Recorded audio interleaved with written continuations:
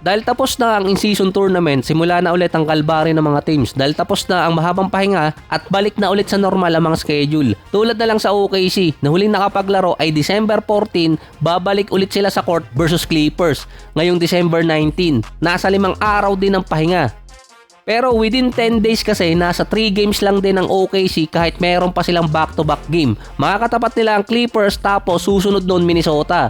Kakagaling pa lang din ang Thunder sa ikalawang talo this season. Sakto pang makakatapat nila yung Clippers galing sa kanilang ikalawang talo dahil nasa kamay ng Thunder ang magiging desisyon ng Clippers kina Kawhi, Harden at Zubac. Pero dito muna tayo sa Memphis. Habang nawala si Morant noong November 18, bumabalik na ulit sa winning column ang Memphis. Meron silang 7-3 record sa last 10 games at nanalo pa sila kontra Minnesota na walang Ja Morant sa lineup. Pero wala rin naman si Anthony Edwards sa Minnesota dahil sa injury. Mukhang nawala rin yung gulo sa pagitan ni Coach Lizalo at ni Ja Morant dahil nananalo naman ang Memphis ngayon kahit wala siya. Bigla ding nawala yung mga trade rumors kay Morant so far. Sa 2 games na nakabalik si Morant, limited minutes lang din at hindi siya nagtagal dahil biglang na-injured sa Clippers. Wala pa ring clear statement kung kailan babalik si Morant galing sa kanyang panibagong injury. Pero may possibility na hindi siya magtagal sa Memphis at naghahanap na rin ng team na posibleng lipatan ni Morant. Sa ngayon kasi walang team ang may interest sa kanya dahil sa Giannis sweepstake at sinasabing mas better na ang Memphis ngayon na wala si Morant, hindi tulad dati. 3 sunod na games na hindi nakapaglaro si Edwards dahil sa injury sa paa. Questionable din ang status niya. Pero sa ngayon, ito yung unang beses sa kanyang karir na bago mag first 30 games ang may pinakamarami siyang namintis na laro. Meron na siyang total na 7 games na namintis. Nag-a-average pa naman per season itong si Edwards ng 76 games. Meron din siya ngayon taon na almost 29 points, 5 rebounds, 3 assists, 1 steal, 50% sa field at 41% sa 3-point area. Nasa injury management si Anthony Edwards. Siya pa naman yung tipo ng player na hindi dumadaan sa ganitong treatment. Mukhang napagod din si Edwards dahil sa ginagawa niya ngayon. Point guard na tapos siya pa yung shooting guard. Wala rin kasing makuha na point guard ang Minnesota sa ngayon. Monitoring pa sila kay James Harden kung iti-trade ba ng Clippers. Siya kasi yung headliner sa ngayon. Si Morant parang imposible makuha ng Minnesota to. Ang bagay talagang kasama ni Ja Morant sa team si LaMelo Ball. So tingnan natin ha, ang combo nila magiging Ja Ball. Ang pangalan ng nanay ni LaMelo, Tina. Si Ja Morant, anak ni Tina Morant. Wala lang, pagod lang talaga.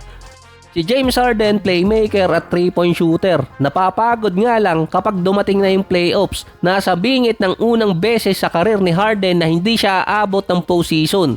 Iniintay na nga lang din kung si James Harden magre-request ng trade. Dinidecline di umano ng Clippers ang mga trade inquiries kay Kawhi, Harden at Zubac dahil sa particular reason. Ayaw gawin ng Clippers na i-trade yung 3 player dahil papasok sila sa rebuilding process.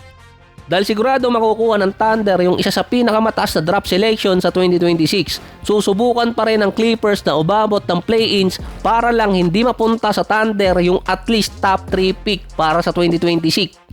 Kasi lalabas nun na worst trade in history talaga yung ginawa ng Clippers para dito kay SGA kapalit nga ni Paul George na may kasama pang multiple draft picks. Kaya pa naman ng Clippers na mag-play-ins kung sakali. Iniintay ng Clippers na bumalik itong si Derrick Jones. Nakasalalay sa isang role player ang future ng Clippers.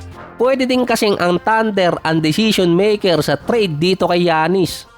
Dahil pwedeng i-trade ng Thunder yung first round pick ng Clippers sa ibang team at palitan ng ibang taon na draft picks. Dahil 2 taon na meron silang nasa 6. Yung 2 doon protected pa ata at ililipat lang din. Kung sino man ang makakuha ng first rounder ng Clippers galing OKC, tataas kasi ang value nila bilang team pagdating ng deadline. Lalo na kung may target din silang big time player na makuha sa trade. Si Harden parang malabong mag-request ng trade paalis ng Clippers. Ito lang kasi yung team na nag-alaga talaga sa kanya. Kahit sabihin pang gusto siyang makuha ng Minnesota. Yung consecutive playoff appearance na lang ni Harden sa ngayon ang pinagmamalaki niya. Samantalang si Kawhi parang nawala yung winning mentality. 10 straight ng games na naglalaro si Kawhi since bumalik siya sa injury. Nag-a-average pa siya ng 25 points per game. Meron silang dalawa ni Harden na total na 47 points per game since November 23 nung bumalik si Kawhi. Dati kinakatakutan si Kawhi kapag naglalaro at healthy. Ngayon hindi na.